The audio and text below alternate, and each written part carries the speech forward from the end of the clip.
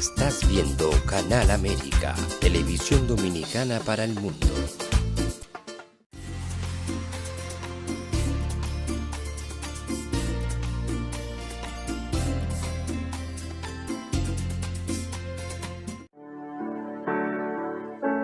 Sometimes life can be so damn hard. You don't know where to go. Everything keeps falling apart. Yeah. You try to do your best, but only God knows that you've given everything you've got, but the world takes you down. You just keep moving on. Let your fears. Welcome to our next episode of A Time for Truth show. It's a pleasure to have you back again. I'm your host, Dr. Bernard Fialkoff. And today we have something very important, because when we go out and we look for a home, or we're trying to find an apartment or a condo, how do we do it? Who do we depend on? How do we keep from getting stressed out? What are the things we should know and realize? So today's show is going to be very practical, very useful on how to make your life easier and find that home where you can relax and not pay an arm and a leg. So Buddha, if you can put our guest up on the screen, Mr. Steve Brown. There you go. A Long Island native. Growing up on the South Shore, he's a renowned real estate broker, extremely knowledgeable with the extremely changing and dynamic environment and landscape of Long Island, Queens, and the metro area New York markets. Mr. Brown has been an active community member involved in managing and coaching youth basketball and softball teams, as well as his participation in school district committees. Steve has been a musician and songwriter for really most of his life, composing over 200 songs and attending the College of Visual Arts Film School. He created and ran a recording studio in the heart of Manhattan in the Film Studio building, becoming a multi-million-dollar producer and receiving 2 Achievers Club awards. After many years of recording music and songs, Steve chose to pursue a new passion in his life, that of real estate. His real estate business is built upon the principle of simply treating others the way you would want to be treated. He believes in forging personal relationships with each and every one of his clients, basing them on trust and open communication. Along with his firm commitment to his clients and his strong negotiating skills and his network of professionals that his clients can draw upon when needed, Steve's mantra is to see the process all the way through. Mr. Brown loves to spend time with his wife, his kids. He's an avid reader, basketball player, and continues to write, record, and perform his music and make many people happy in his real estate business. So Buddha, if we can bring him up on the screen, I want to bid a warm welcome to our guest tonight, Mr. Steve Brown. Thank you so much, Doc. I appreciate it. It's a pleasure being here with you. An absolute pleasure. Well, you know, it's my pleasure. I know we're going to help a lot of people today, because this is one thing that stresses me out, is real estate and what to buy or where to sell it. But before we get into that, I want to ask you, because you're a very diverse human being. So what motivated you in your music career and your music writing? In one form or another, since I've been, since I can remember, I've been creating. I've been a cartoonist when I was in grade school. So I drew cartoons, I would be in the plays, I would be in the theater. I've had four siblings, older than I am, and about 12 years old or so, I caught the music bug from just listening to their records. They had Beatles records. They were products from the 60s, and I just caught the music bug. It combined so many of my passions. And I got together with friends who I still am friends with 40 years later, and we're still doing our thing. And one thing led to another. My brother, who's a dear friend of mine and a very simpatico with him, we both had the same passion. He was in the band. He went to the Manhattan School of Music, where he became a recording engineer and a guitarist there. And we just took off from there. So between playing, recording, producing, it's our life. It's what we love doing. And like you said before, it makes people happy. And that's the same reason I got into real estate, because I just love people. I love talking to them. My kids don't like it so much when I go to the local supermarket, but it's the same thing. To me, it brings the same type of energy to the table. When I do a transaction in real estate, it's like creating a song. So that's the short version. Well, that's beautiful, because you're turning an experience that I know from myself when I've gone through it. At times has been really confusing to know what to do, or if you're getting a good deal or not. And so, I know this is going to be very important. And the fact that, you look at it that way is very interesting. So, and you kind of, already kind of intimated this, but so what was it? Because I see that you love music. So what got you to start into real estate? How did that happen? Here's you're a musician, you're recording, and then you go into real estate. How did that occur? Well, I got into real estate in the 80s, actually. I wasn't quite ready for it. I had a cousin who was a mortgage broker, and I was always interested in real estate. I think the love of the land. I like land. I like the process of the whole idea of people, buying homes, selling homes, maybe purchasing homes for investments. It's just something that interested me. I don't know what it was. It just did. And there was a very creative process in that. And I like anything to do with creativity. And I found out in the 80s, I was more drawn to my music. I wasn't really that deep into real estate mentally. So when things wound down in my music business, I picked back up on real estate from a friend of mine who said, "Why aren't you doing this? You'd be great," because I'm a people person and I love helping people. And it was a natural transition, Doc. It was just a very natural transition for me. And I only wanted to do it on my own terms. I didn't want to be a salesperson. I just wanted to do it to help people. And that's my approach then, and it is now. Well, that's beautiful. So I want to ask you, because we have our viewers out there, what are some common mistakes that you see that should be avoided, in terms of real estate? Well, it depends if you're a buyer or a seller. Are we talking about buyers? Well, let's do this. Let's start out with buyers, and we can talk about their mistakes, and then we'll turn around and we'll talk about sellers. So let's start out with the buyers. Yeah.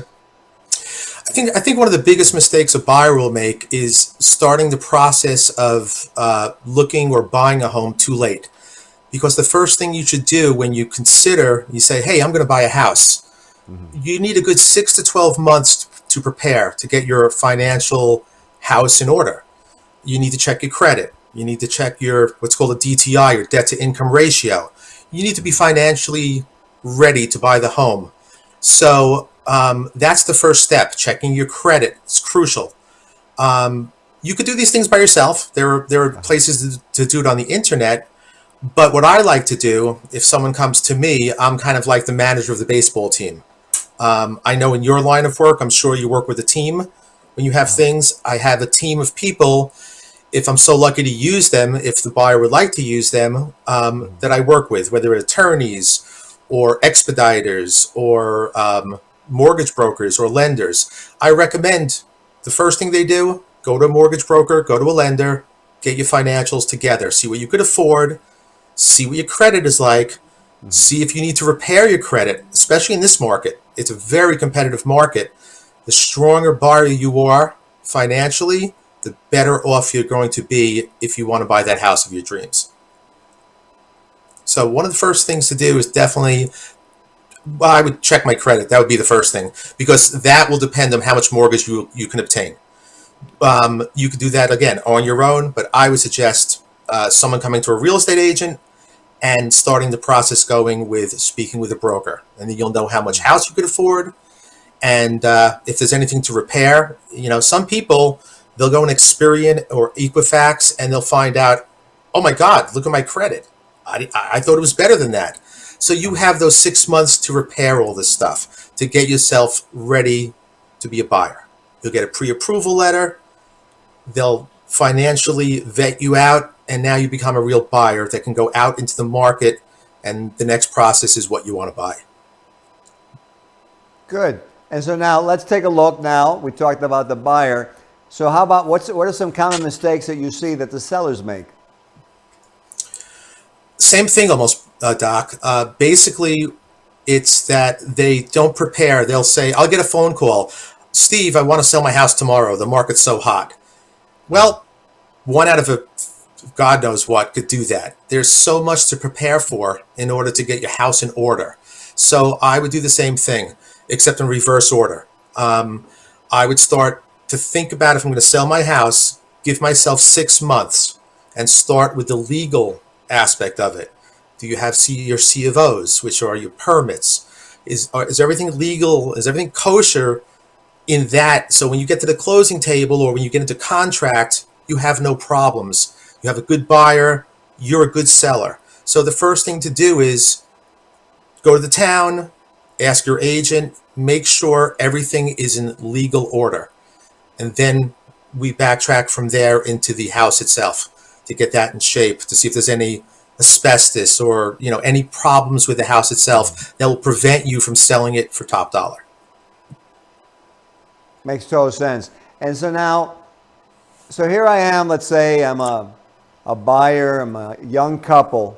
My wife and I are looking, and we're trying to decide, should we get a condo, or should we just stay in the apartment still for a while, or get a small home, or so what suggestions would you give to someone who is looking to get a good buy in those areas? I think the first thing you want to do is get your budget together. If you have a budget, and I try not to exceed it. In this day, it's pretty hard because everything is so inflated. There are bidding wars. People are spending, from last October to this October, prices of the homes have increased by about 10%. Wow. And even then, people are overbidding. So find a budget you're comfortable with, that you're not going to be sorry with later, and buy a home that is in the location you want, that might need some work. You could do that over time. It's not move-in ready, but the square footage is there, the neighborhood that you like is there, and you have something to mold into your own image eventually. Doesn't have to be now, it could be down the road. But therefore, you could buy a home that is more affordable than buying a move-in ready home, which you're going to pay up for. Very interesting. And so now, what advice do you give to those young people? Should they stay in the apartment, or should they make the plunge and try to get into a condo or a home? What would you say to them? Sometimes staying in your apartment, especially in an environment like this as a buyer, if you have a roof over your head and you don't want to get involved with, I'll be quite honest, last year was kind of insane, the market. People were jumping over each other. It's changed a bit over the last year. But for now, there's a little bit of a correction maybe coming, but the interest rates are so low even though they crept up a little bit, it's hard not to take advantage of that. So I would say go out cautiously. Don't overspend though. Don't be impulsive. Get your budget, speak to a mortgage broker or a lender, and see what you could afford. Don't get caught up in a bidding war. You have a place to stay. It's not imperative you buy right now. No markets stay the same forever. It's a fluid situation. You know, right now we're still in a seller's market, but one day soon it will even out. And one day it'll be a buyer's market. So if you can, go out there, but just be very frugal. Don't overspend. I have a couple of buyers that I told to stay put. I'll be honest with you. I thought it wasn't the right time for them. There were homes that were just going so far over, and still people were $60,000, $70,000 over, and people were losing out on those bids. So I think if you could stay away from that, unless you really need to buy a home and you have the money, by all means, do it. But Right. I say the average person should be cautiously optimistic when they go out into the market. If they have a roof over their head right now, I would probably say stay put, test the waters. Sounds like good advice, to check, to educate. The more familiar you can become with the situation and see what's going on, get a feel for the trends. It makes a lot of sense, because in my practice of periodontics, when I get patients, sometimes the patients really have a lot of work to do, but they've had bad experiences, and their compliance may not be the greatest, and they're fearful. And so, I tend to take that approach. We go slowly, calmly, little by little, and they start becoming more comfortable. They become more educated in what's going on, and it makes a lot of sense. Your approach, to me, sounds really practical and good, like good advice for those people watching this show tonight. So, since you're a broker, I'm going to ask you maybe a tough question for you to answer, but so what should we look for? I'll put you on the spot now. So what should you look for when we're looking for a broker? I would probably ask around first, interview a few brokers. If you don't know of someone coming highly recommended, you might have, for instance, you Doc, you probably have a large network of people between patients, professionals, you probably have attorneys. I would start using my network to ask around of any positive experiences they had, so you can get some feedback from them and some reviews from them. What I would look for in a broker is, if you can find it, it's not easy to pick up on unless you're intuitive, is honesty. I never push anyone to sell a house. I never push anyone to buy a house. I just don't do it. Sometimes I tell people, don't do it. You're not ready, or it's not ready. So, I think we could pick up on the little nuances as adults. What makes someone honest? You have to try to pick up on that energy if they're an honest broker, so to speak, to use a cliche. But the best way is to ask family, friends, interview a few brokers who you feel comfortable with, and really vet them out to see if it's a good fit for you. When something fits, right? Like anything else that you could trust. Trust is important, and look for someone who wants to help you, regardless. I've helped people, they've used other brokers. I've helped them move boxes. I've helped them clean the garage out, even though they didn't use me.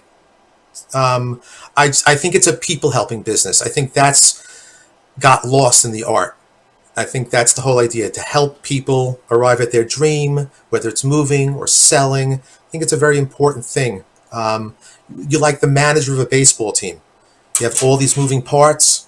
You're the source of the source, attorneys, all these different people that could help. Even if they're not buying or selling, you could help them because, you have so many different sources to draw upon.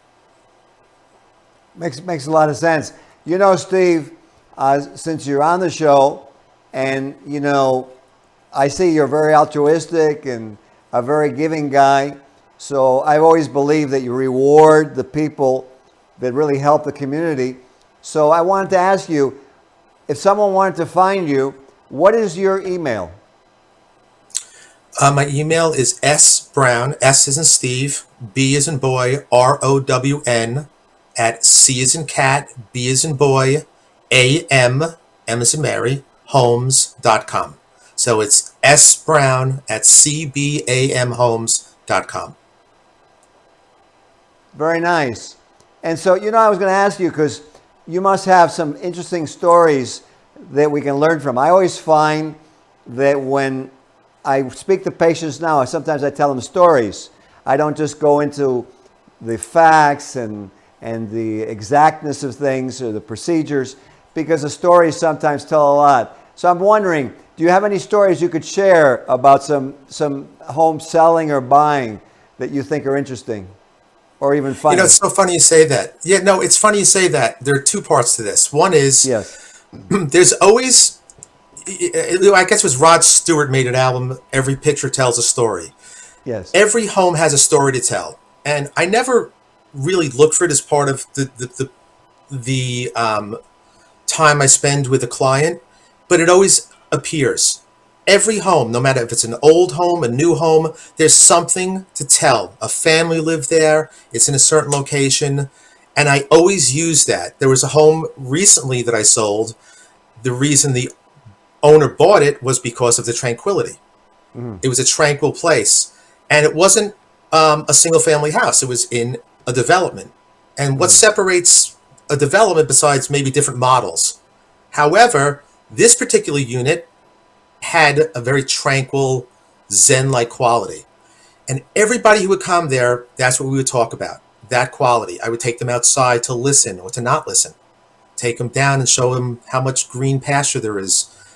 Show them how close it is to certain things like the pool or something, and see these other units that didn't have that advantage. So every home has a story to tell. But as far as a funny story, I think there are some things I can't talk about because, there's skeletons in everyone's closet, and I've seen them, unfortunately. I can imagine, right. There is. One funny story recently was that I got a phone call to sell someone's house. And the market was very hot. They have somewhere else to live. They lived in the house 50 years. They had a lot of equity in it. Wow. And I thought I was going on a call. It's a no-brainer. As I am there, the husband walks in. He had no idea what was going on. He's like, "What are you doing here?" I'm like, "Oh, I was invited by your wife." And he's like, he had no idea that his wife planned on selling the house. And they started fighting each other in front of me. It was a very awkward position, but after a couple of hours, we all got together. We had a great time, but it was awkward at first. I thought it was pretty funny that she wanted to sell, and she told me afterwards, well, if I would have included him, he's a creature of habit. He would have never done it. So I had to do it this way. I said, well, maybe you could have not had him here for the appointment, but it worked out. Very interesting. No, I'm sure. You know what? I would even think, I'm just curious, when you have a home, let's say, I don't know if you've had any of these, or you probably have had many, where there's been a death, and maybe there was a couple, and the husband had passed away years earlier, and now the wife passes away, and you're selling it for the children. Do you feel like at times you have a feeling in that house almost like that even though you never met that person, that somehow you get a relationship with them? Absolutely. I feel that way even when that situation is not there. Every home that I sell, every time someone hands me those keys, it's a feeling, it's such an honor. Number one, they're giving me the keys to their home. You say to yourself, these person are entrusting me with the keys to their house and to much more. Right. That specific situation, yes, I've had a house where it was an estate sale, and I actually knew the person who passed away. Wow. And I felt such an honor. I didn't feel the presence of the person, although I kind of did. But every time I showed the house, every time I felt like I was really working for her and not the children. There was something about that I was paying her respects by being there, taking care as much as I could. So I did feel that presence there. It wasn't so much about the estate; it was about the person that I knew who lived there before, and I felt she was watching over me. I really did, Very interesting. and I hope she was pleased.